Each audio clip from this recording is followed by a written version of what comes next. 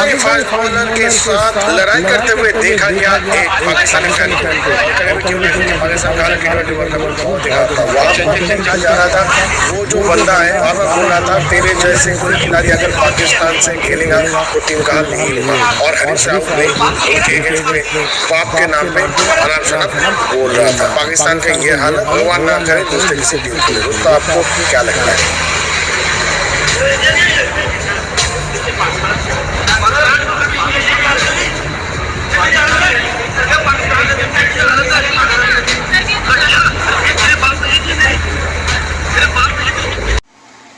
जय श्री राम, नमस्ते, सत श्री अकाल, अस्सलाम वालेकुम। वेलकम दोस्तों, वेलकम टू माय चैनल अंश 007। अभी आप लोगों ने वीडियो देखा। ये जो वीडियो था ये था हारिस रऊफ, जो कि पाकिस्तान का प्लेयर है, फास्ट बॉलर जिसको बोलते हैं। पाकिस्तान इसको टेपिया बॉलर जनरली बोला जाता है। टेपिया बॉलर वही जो टेप क्रिकेट खेलते हैं वो फेंकता है। इसको लगता है कि ये सबसे फास्ट बॉलर है, पर अगर इकोनॉमी की उठा के देखें तो सबसे हाईएस्ट इकोनॉमिक्स बॉलर इसका है। मतलब सबसे ज़्यादा रन इसके हैं। जिस पिच में कोई बैट्समैन भी 50 नहीं मार पाया है, उसमें इसने अपनी बॉलिंग से 60 रन दिए हुए हैं। ये वो बॉलर है। तो दोस्तों, इस पे वीडियो बनाने पे आज मैं इसलिए मजबूर हुआ हूँ कि अभी जो वीडियो मैं आपको दिखाया है इसमें अगर आप इसके वर्ड्स मार्क करेंगे, हालांकि मैं आपको पहले इंसिडेंट थोड़ा सा समझा देता हूँ। इसमें हुआ ये था कि ये अपनी फैमिली के साथ अभी छुट्टी मना रहा है। जैसे ही पाकिस्तान अभी वर्ल्ड कप से बाहर हो गई है, तो ये अपनी बीवी के साथ कहीं पर घूम रहा था। तो हुआ ये कि किसी ने इससे फ़ोटो खिंचाने के लिए रिक्वेस्ट किया, बट ये अपना थोड़ा सा शॉर्ट टेम्पर दिखाते हुए बहुत ज़्यादा रूड हो गया। पहले उसको मना किया, फिर उसे गाली गलौज की। जब सामने वाले ने भी इसको रिप्लाई दिया, तब ये बड़ा दौड़ता हुआ आपको दिख रहा होगा कि किस तरह से गया है और गया है। अब मार्क ऑफ द वर्ड इसका ये है कि जब तक ये दौड़ के भाग रहा था, ये उसको ये चिल्लाते हुए भाग रहा था कि क्या तुम इंडिया से हो, क्या तुम इंडिया से हो।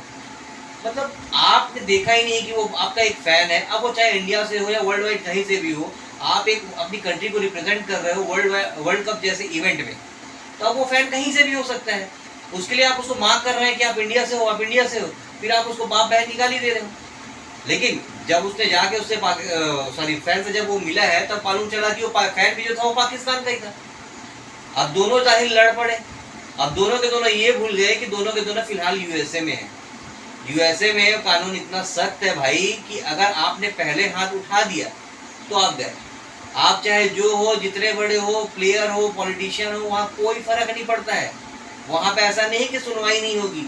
आपने अगर पहले हाथ उठा दिया, जिसने भी पहले हाथ उठाया वो समझो गया। वहाँ का नियम यही है। अब वहाँ पर अपनी कंट्री को रिप्रेजेंट करने गए हुए हो, वहाँ पर एक फैन ने आपको रिक्वेस्ट किया, आपको फोटो नहीं खिंचाना है, आप टेंशन में हो या आप फैमिली के साथ अपना गुड टाइम स्पेंड कर रहे हो, ठीक बात है, आप मना कर दो, अब चले जाओ वहाँ से। और भी प्लेयर्स घूम रहे हैं वहाँ पे, सबके साथ फैंस होते थोड़े उतावले हो जाते हैं, थोड़े कोई ज़्यादा एक्साइटेड हो जाते हैं, और एक्साइटेड हो जाते हैं। बट इसका मतलब नहीं होता है कि आप उसको गाली गलौज दो, फिर आप उससे ये मांग करो कि क्या तुम इंडिया से हो, क्या तुम इंडिया से हो। अगर मान लो वो इंडिया से होता सर, अगर वो इंडिया से होता तो ये पाकिस्तानियों को सिर्फ और सिर्फ अपना फुटेज खाने का मौका मिल जाता। आप लोगों को मालूम है, पाकिस्तान में अगर किसी को कोई टीआरपी चाहिए, अपने आप को हाईलाइट में लाना है, तो बस उसको इंडिया को गाली देनी है। चाहे इनके कोई पॉलिटिशियंस को ले लो, अगर उनको चुनाव जीतना है, वहाँ का पार्षद चुनाव भी होता है, तो वहाँ पर बोलता है कि मैं इंडिया का ये कर दूंगा, मैं इंडिया का वो कर दूंगा। अरे भैया, तू पाकिस्तान अलग देश है, तेरे को इंडिया का अगर कुछ करना है तो इंटरनेशनल मैटर है। तू एक पार्षद चुनाव, मोहल्ले का चुनाव जीतने वाला, तू तेरे को इंडिया से क्या मतलब है। तो अपने मोहल्ले का काम देख। वहाँ का विधायक अगर जीतेगा तो मैं इंडिया का ये कर दूंगा, और जीत जाता है। मजे की बात है कि वहाँ पे जीत भी जाते हैं।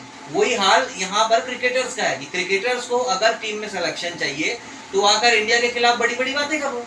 आप बड़ी बड़ी बातें कर लो, आप धमकी दे दो, और आप बर्गर खा लो, पैसे से पसीने पोंछ लो, ये सब करो, और इंडिया के बड़े बड़े प्लेयर से कंपैरिजन करो, आप टीम में शामिल हो जाओगे।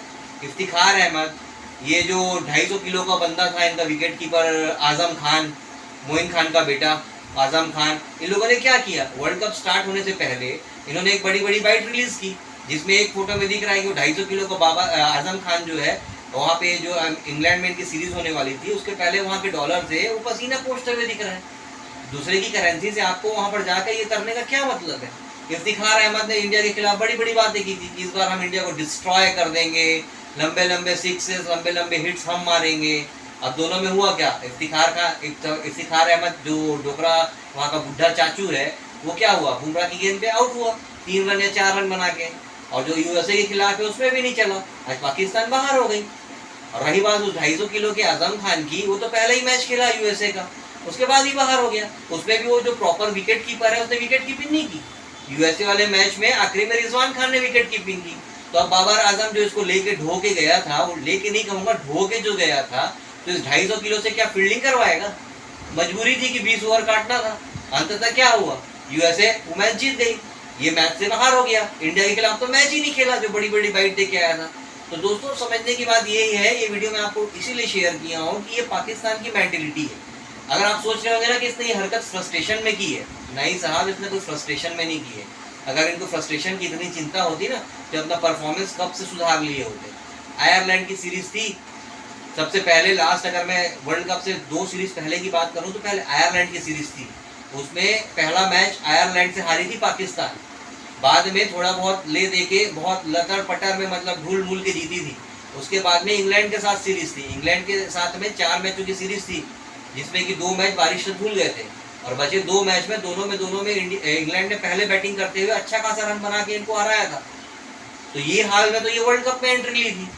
इनको तो, इनके तो पूरे पाकिस्तानी फैंस को शुरू से मालूम था कि अगर ये सही ढंग से नहीं खेले तो यूएसए से हार जाएंगे, लेकिन इनको समझ में नहीं आ रही थी। अगर इनको फ्रस्ट्रेशन की चिंता होती तो यहाँ वहाँ पे भी अपना गेम चेंज करते। इन्होंने कुछ नहीं किया, क्योंकि ये लोग यूज्ड टू हो चुके हैं कि अगर टीम में खराब होगा तो इसके कोच बदले जाएंगे, इसके सेलेक्टर्स बदले जाएंगे, इसमें हो सकता है कि आपका वो जो फिजियो है वो बदल दिया जाए, लेकिन टीम मेंबर्स को कुछ नहीं होगा, क्योंकि यहाँ पे ये पूरा टोला मोटोला टीम चल रही है। लेकिन दोस्तों इसमें जो समझने वाली बात ये थी कि यही थी कि ये जो बंदा है फ्रस्ट्रेशन में नहीं, ये सिर्फ ये फुटेज लेने जा रहा था कि अगर ये बंदा इंडिया का होगा तो मेरे को मीडिया में सुर्खियां मिल जाएंगी, मैं थोड़ा हाईलाइटेड हो जाऊंगा कि मैंने इंडिया के बंदे के साथ ये सब किया। खैर, अब मैंने आपको वीडियो दिखा दिया है, आप वीडियो वापस से रिपीट करिए। मैंने अपना ओपिनियन रखा है, आगे का जजमेंट आपका अपने विवेक पर निर्भर करता है। खैर दोस्तों, इसी बीच में वीरेंद्र सहवाग सर जो हमारे बेहतरीन फॉर्मर प्लेयर रहे हुए हैं, सचिन के साथ में ओपनिंग 8 ओवर का इस्तेमाल करो, कप्तान बदलता है तो बाबर की T20 की टीम में जगह नहीं बनती। वो छक्के वाले प्लेयर नहीं है, वो छक्का मारते जब वो सेट हो जाते हैं तो स्पिन आती है। मैंने देखा उन्हें फास्ट बॉलिंग में कदमों का इस्तेमाल करके उन्होंने छक्का मारा हो या कवर्स के ऊपर या खड़े खड़े लप्पे मारे हो। उनका गेम नहीं है, सेफ क्रिकेट खेलते हैं, इसलिए कंसिस्टेंट परफॉर्मेंस रन बनाते हैं, स्ट्राइक रेट उतना बेहतर नहीं है। अगर आप लीडर हैं तो आपको ये सोचना पड़ेगा कि यार क्या ये गेम सही है मेरी टीम के लिए, या तो अपने आप को नीचे लाएं, किसी एक अंक ऊपर भेजें जिसका काम ही सिर्फ 6 ओवर हो। वासिद भाई, आपने तो 3 छक्कों की बात की थी, वो तो एक छक्के में ही कह रहे हैं बड़ा मुश्किल है फास्ट बॉलर पे मारना। जो चीज को डेवलप करनी चाहिए थी वो चीज बोली थी बासित अली ने। मैंने ये नहीं कहा था कि इससे कोई किए हुए हैं, सौरव गांगुली के साथ ओपनिंग किए हैं, पाकिस्तान के कट्टर दुश्मन रहे हुए हैं। अभी उन्होंने बातचीत में वो और जहीर खान एक एनालिसिस पे बैठे हुए थे, तो वीरेंद्र सहवाग ने ये बात की है बाबर आजम को लेके कि बाबर आजम जो है ये T20 का प्लेयर है ही नहीं। बाबर आजम जो है T20 का प्लेयर है नहीं, ये टेस्ट का प्लेयर, क्योंकि उसकी 6 हिटिंग एबिलिटी नहीं है, वो फास्ट रन गेटिंग नहीं करता है, वो अपनी जो है मतलब सेल्फिश पारियां खेलता है। उसके रन्स अच्छे दिखेंगे आपको, लेकिन वो जो रन्स है वो जिताऊ रन्स नहीं है, वो टीम के लिए रन्स नहीं है। हाँ, उसे बाबर आजम का स्कोर अच्छा दिखेगा कि बाबर आजम अच्छा बैटिंग किया, काफ़ी देर किया, लेकिन अगर उसे टीम को कोई फ़ायदा नहीं हो रहा है, उसने उस मुद्दे पे बात की। वीरेंद्र सहवाग ने एक्शन में जो कहा है उसने उस मुद्दे पे बात की है कि उसका प्रॉपर वो मैच जिताऊ पारी नहीं है। उसके अपने लिए बहुत अच्छा है कि उसने कितने 50s बनाए हैं या क्या किया है, कि वो क्विंटन डी कॉक के बाद में सेकंड हाईएस्ट मतलब जल्दी जो है 1000 रन पूरे करने वाला है, किसी ने किए हैं 25 पारियों में इसने किए हैं। सबसे हाईएस्ट 1000 रन कंप्लीट करने वाला क्विंटन डी कॉक है, उसके बाद में बाबर आजम का नाम आता है। ये सब उसके पास में रिकॉर्ड्स हैं, लेकिन मैच जिताने वाली जो बात है वो नहीं। और दूसरा, उसने वीरेंद्र सहवाग ने ये मार्क किया कि एज एन कैप्टन जो उसको बेंचमार्क सेट करना चाहिए, उससे वो बहुत बड़ा फेलियर रहा है। तो दोस्तों ये मैं आपको वीडियो दिखाता हूँ, एक बार ये देखिए। तो दोस्तों देखा आपने उसकी बाइट सुनी, वो जहीर खान बैठे हुए हैं। अब आगे जो भी बात कर रहे हैं, वीरेंद्र सहवाग का कहना बिल्कुल सही है, क्योंकि वो जो वीरेंद्र सहवाग जो है ये आपका 90s का प्लेयर है। 98 2000 समथिंग में जब ये उस समय क्रिकेट खेलता था, उस समय ये ताबड़तोड़ पारी खेलता था, जबकि ये T20 का जन्म भी नहीं हुआ था। जब T20 का जन्म हुआ तब इसका कैरियर बहुत लगभग ढलान पे था, तो ये बहुत लंबी पारी नहीं खेल पाया, नहीं तो ये बंदा आज की डेट में बहुत अलग ही होता। तो अगर ये बंदा उसका एनालिसिस करके बोल रहा है, हालांकि ठीक है पाकिस्तान को मिर्ची लग रही है, पाकिस्तान को सिर्फ इसलिए मिर्ची लग रही है क्योंकि एक इंडियन प्लेयर है, सिर्फ इसलिए मिर्ची लग रही है कि इंडियन प्लेयर है। और इंडियन प्लेयर ने अगर सच बोल दिया है तो पूरा पाकिस्तान उसको डिफेंड करने में लग गया है कि आजम के स्टैट्स ये है, वो किंग कोहली से ज़्यादा है, ये है, वो है। तो दोस्तों आज ये स्पेशल वीडियो में आपको ये भी बताऊंगा कि ये किंग कोहली के बराबर है नहीं है, ये मैं नहीं कहूँगा, ये दोनों के आंकड़े कहेंगे। चलिए मैं आपको स्टैट्स की तरफ लेके चलता हूँ। ओके, तो दोस्तों ये कंपैरिजन चार्ट बनाया हुआ मैंने, ठीक है। ये है स्टैट्स, ये बाबर आजम और ये विराट कोहली, ठीक है। अब दोस्तों देखो, बाबर आजम ने, ये मैंने T20I का बनाया है पूरा, ठीक है। ये T20I का स्टैट्स है। मैचेस अगर बाबर आजम के देखेंगे तो उसने 123 मैचेस खेले हैं, 123 मैचेस उसने खेले हैं। विराट कोहली ने 120 मैचेस खेले हैं। T20 इंटरनेशनल की बात कर रहा हूँ। इनिंग्स की बात करेंगे तो 123 में से 116 इनिंग बाबर आजम ने खेली है, 120 में से 112 इनिंग विराट कोहली ने खेली। दोस्तों ये इनिंग और मैचेस में फ़र्क ये है कि कुछ मैच बारिश में भूल जाते हैं या कभी उसकी बारी नहीं आती है या व्हाटएवर किसी कारण से हो जाते हैं। तो 123 मैचेस में से 116 मैचेस बाबर आजम ने खेले हैं, ठीक है। नॉट आउट 15 बार रहा है, टोटल रन उसके 4141 रहे हैं, हाईएस्ट स्कोर उसका 122 रहा है, 122 रन में आउट हो गया था। एवरेज उसका 41 का है, ठीक है।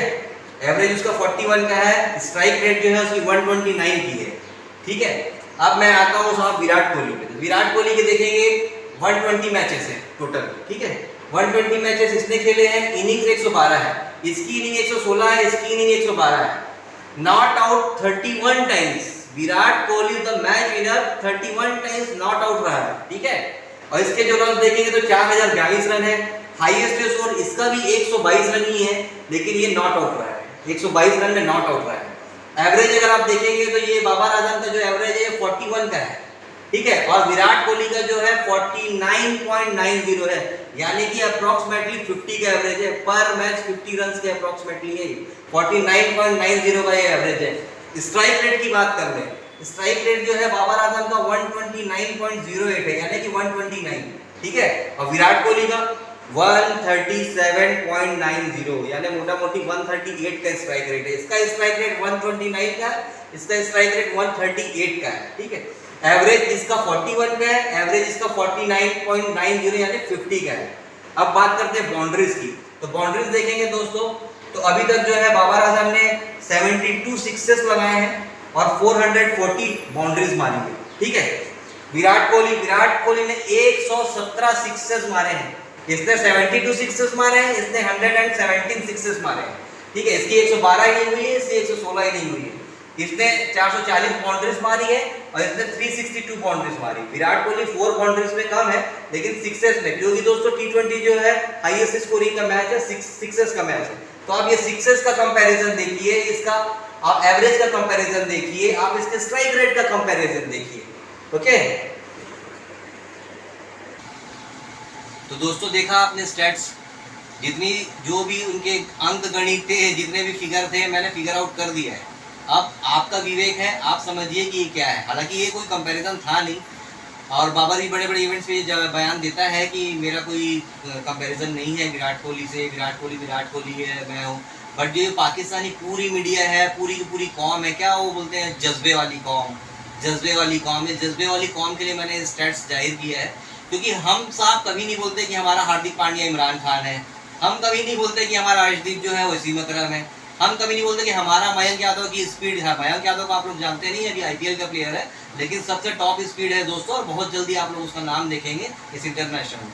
मयंक यादव की स्पीड शोएब अख्तर से ज़्यादा है। हम अपने प्लेयर्स को ग्रूम करते हैं। कंपैरिजन ठीक है कि कंपैरिजन ये होता है कि आप उससे सीखिए, आप उसको आइडल बनाइए। आप उसका कंपैरिजन ये नहीं होता है कि आप उसी को डोमिनेट करने पे लग जाएं, ठीक है दोस्तों। तो मैंने ये बहुत सी थोड़ी मेहनत से बनाई है वीडियो, तो दोस्तों प्लीज़ शेयर, लाइक, सब्सक्राइब कर लीजिएगा। आपका दोस्त अंश 007, ठीक है। यादों में और दुआओं में याद रखिएगा। ओके दोस्तों, टाटा, बाय बाय, अलविदा।